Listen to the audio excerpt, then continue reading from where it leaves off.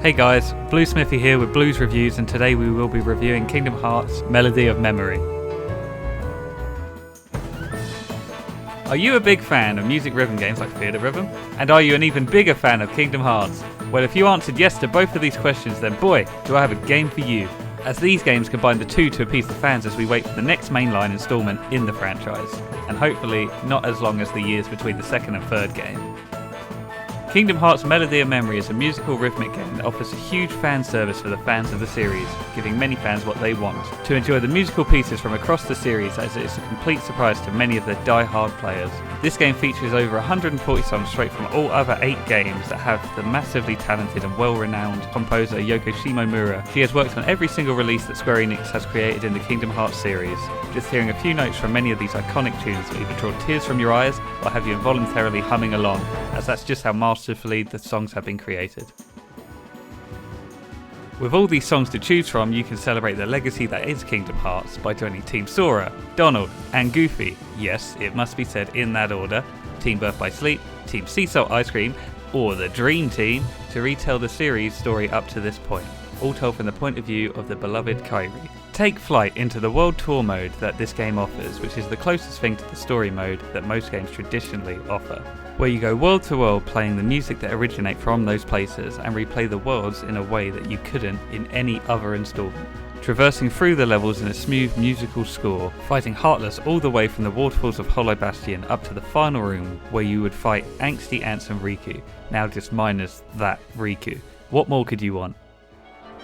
Picking up the controls and learning how to play the game is very easy to be able to learn, although saying that, it doesn't mean that the game does not offer players a challenge.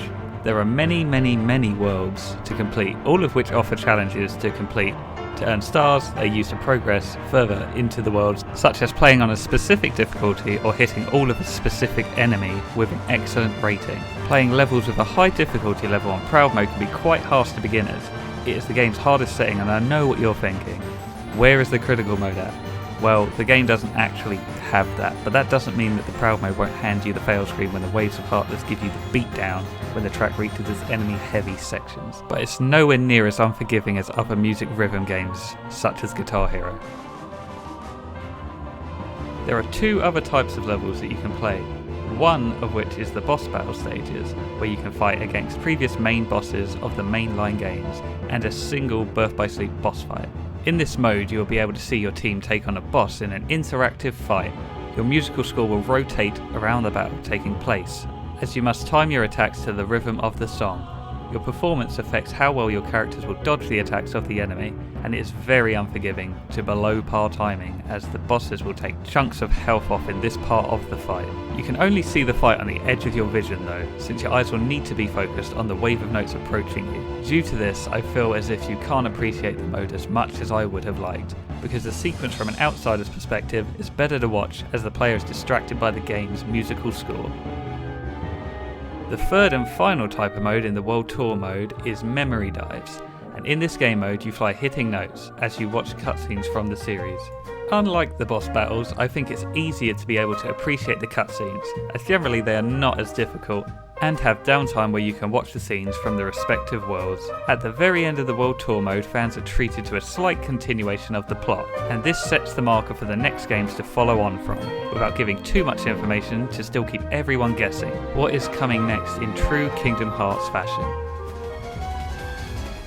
The game comes with an online multiplayer mode complete with a rank system.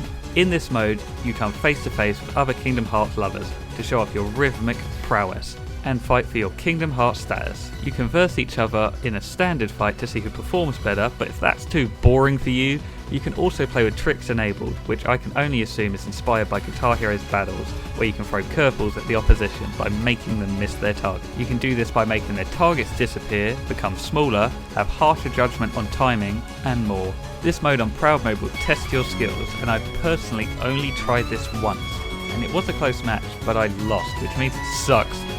Just kidding, but it does add some variety, throwing extra hurdles to overcome.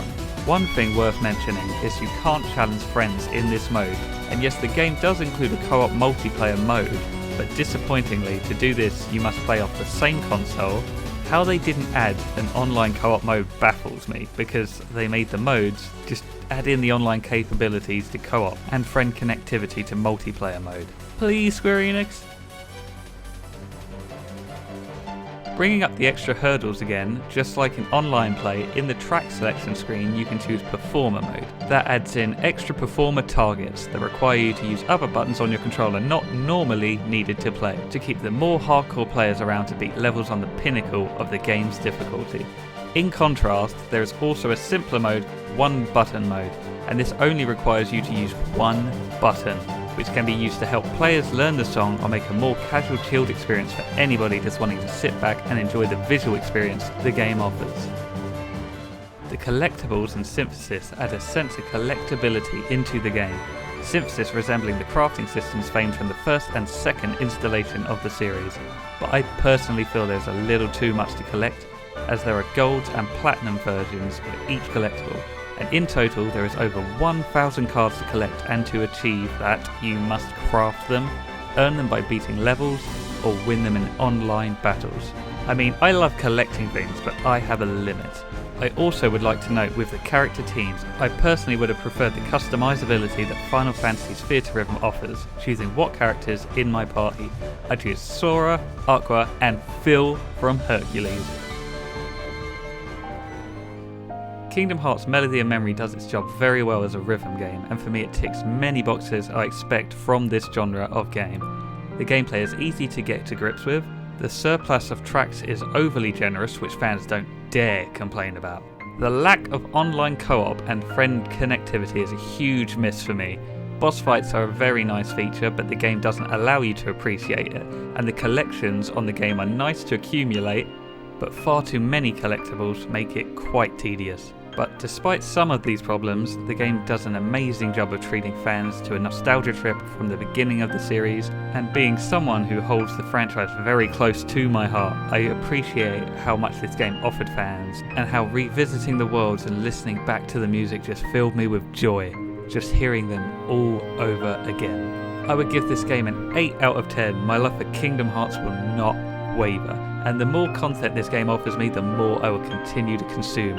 I love it that much.